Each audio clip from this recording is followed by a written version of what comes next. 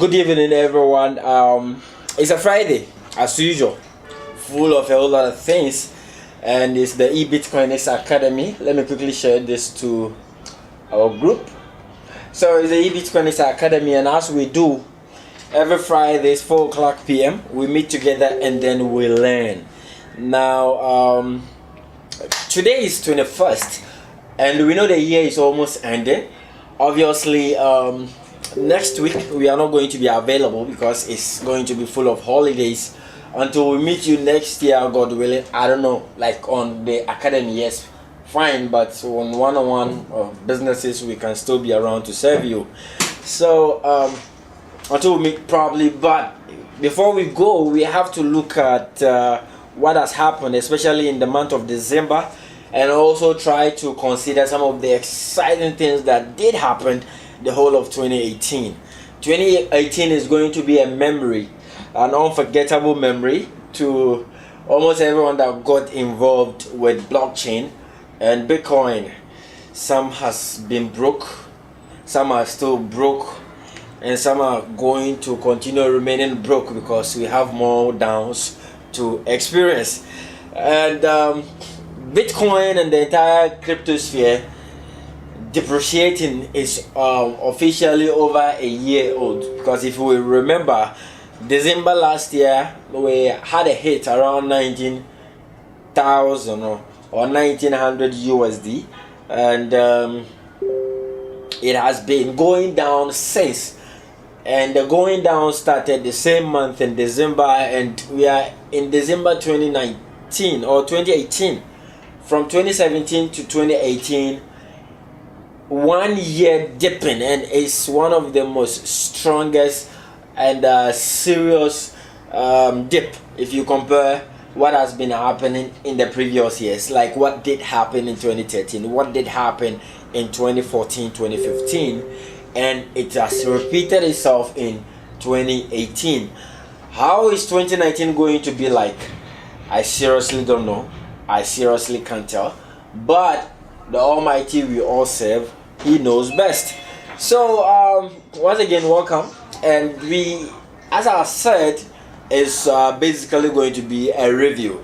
And reviews without talking about the price is not exciting, because a whole lot of people are also wanting to know the direction. Are we all going to give up because the price has been dipping for more than a year, or we are going to maintain our stance in there is always going to be a better tomorrow? We don't know what is going to happen, but 2018 has been very exciting.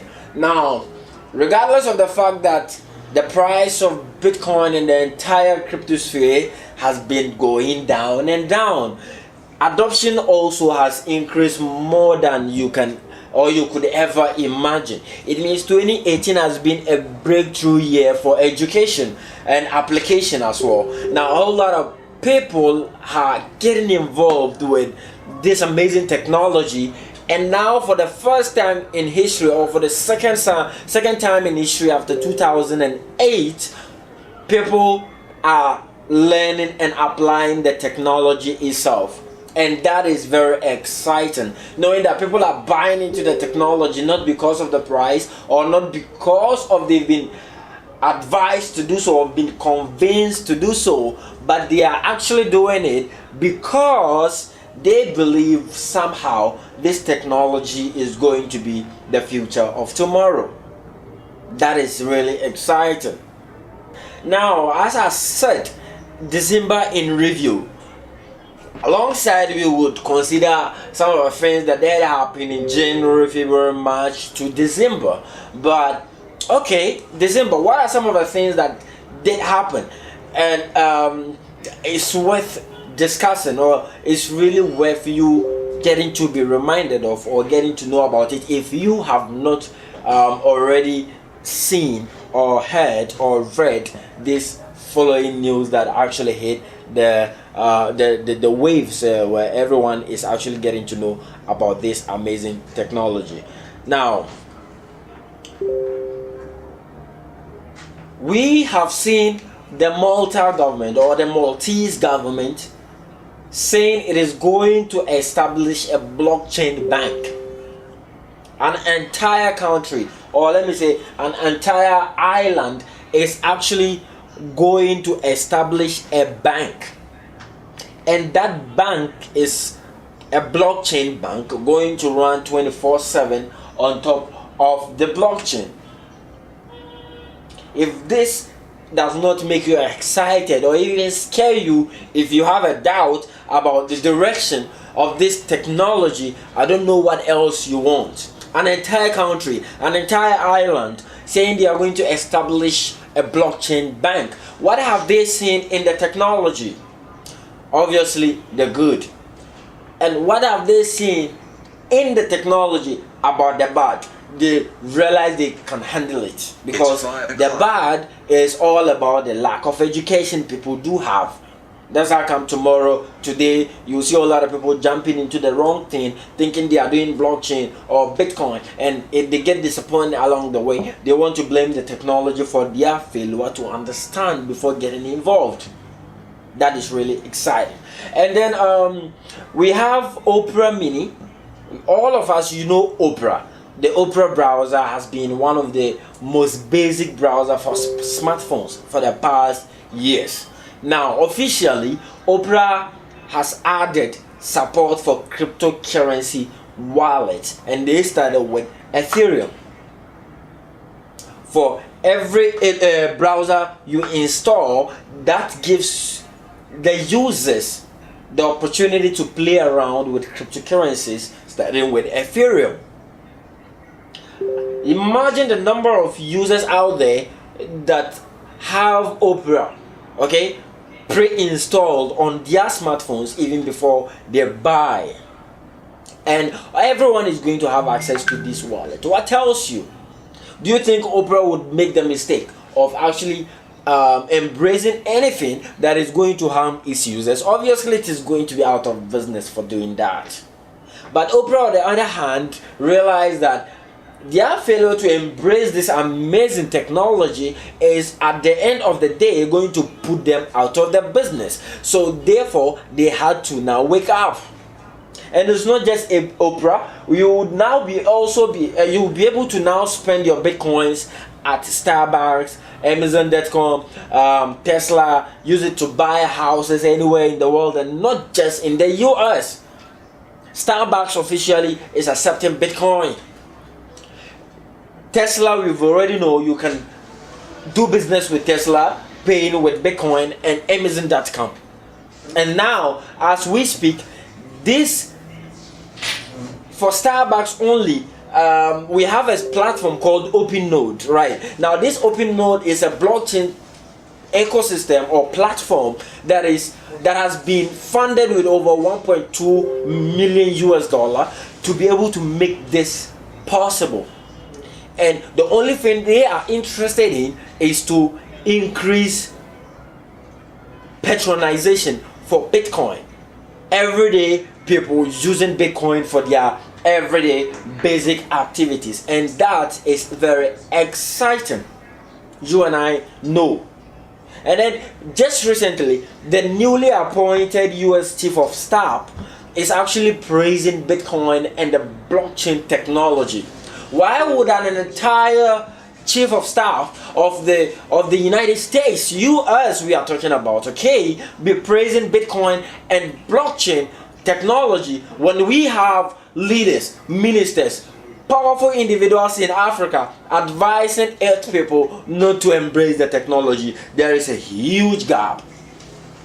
Okay, you understand? Now as we speak, okay, Diamond Bank has been swallowed by Access Bank Nigeria, and this is one serious thing the news is not informing you. Now we have leaders in Africa asking you not to pay attention to an exciting technology like blockchain. Why? Because it is volatile, it is risky, it is what. We have a history of Diamond Bank and First Bank of Nigeria. All of these companies or banks were doing so good until recently. Like for example, if you consider in 2014, one share, as my friend Chris shared on his wall, now one share from Diamond Bank Nigeria was worth 8 naira in 2014. We are in 2018. One share Diamond Bank is currently worth 1.25 naira. What is Bitcoin and Diamond Bank, which is more volatile? Yet CBN Nigeria will tell you, hey, you have to whatever. It's because of what they have seen. Now First Bank is even worse. Why? Because from 2013 2016, that range, you could afford a share between 35 to 72 naira in Nigeria. And right now, to speak, 1 naira is currently worth 7 naira. One share is worth 7 naira. Ethereum and how do you call it? The shares of First Bank, which is more volatile. Just consider. These are some of the things you need to watch. You have to gather a whole lot of information, go around you, make sure you verify whatever it is that you see in the news, because maybe it could cost you your future. But obviously, this is all going to end when they all get to understand and appreciate the technology itself. And we do have, let me see if I can have a couple of news here that I share with you, which I've made up. Courtesy the team I received from. We have the leading Asian online retailer Q10 to actually launch a merchant fee-free blockchain-powered e-commerce platform where you would now be able to do business without necessarily paying for fee in e-commerce platforms. Look at how much Amazon, Alibaba, eBay, and Nixbay.net makes on individuals just for transaction on their platforms. Fee. And blockchain is going to take all of these individuals away.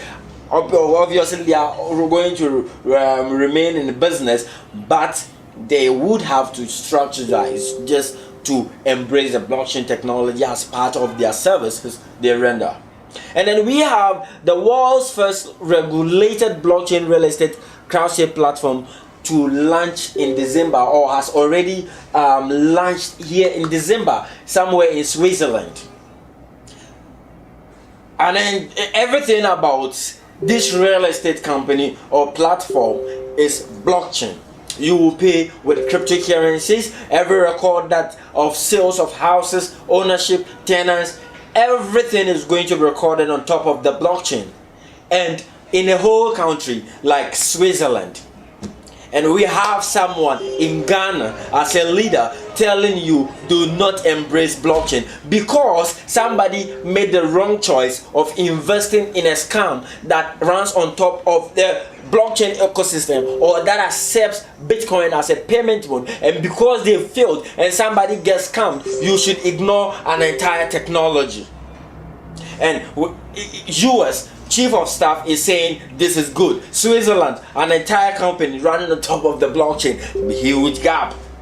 Now we also have Western Union, same December. Western Union, right, hints their users, the general public, that they are going to add support for cryptocurrencies. What does this mean to you? What are the user base of Western Union? How many users out there in the world that depends on Western Union for remittance related activities? And they are saying they are going to add support for cryptocurrencies, whether it is going to be Bitcoin, whether it is going to be Ethereum, as long as it is cryptocurrencies. What does it tell you? Western Union. We have a lot of immigrants in the US alone, lots of immigrants in the United Arab Emirates, lots of immigrants in Germany, lots of immigrants in China, lots of immigrants in India, lots of immigrants in Ghana, lots of immigrants anywhere in the world. Out of the 7.2 billion population we have in this world, even though we know around 3 billion are currently unbanked. Now the 4 million plans that have access to banking when they are out of their countries or their various countries, and then they are dependent on remitting funds back to their various nations or villages or where they are coming from. They depend mostly on Western Union. And have you sat down for a minute to consider how much money Western Union as a company makes on these individuals? That That is their business. We don't care what goes in and out of that, but they make transfer easier. And an entire ecosystem like Western Union is saying they are going to add support for cryptocurrencies. So you sit over here and say you are still waiting for manna to fall from heaven, or for whomever you are waiting for from the skies to come and tell you, hey, start learning this thing. And then we do have, you all know about the Tron blockchain, you know, how they started in the first, depending on the Ethereum technology, the Ethereum blockchain and everything that has to do with the Ethereum smart contracts. And they went independent, running on top of their own blockchain now. And Tron as a company, they have something they call the Tron Arcade. What they want to do right now is they want to actually break open the gaming industry for blockchain, just using the Tron Arcade. For game, you could play games online. You get rewarded for that. You get paid for that. You don't waste your time just like that playing games.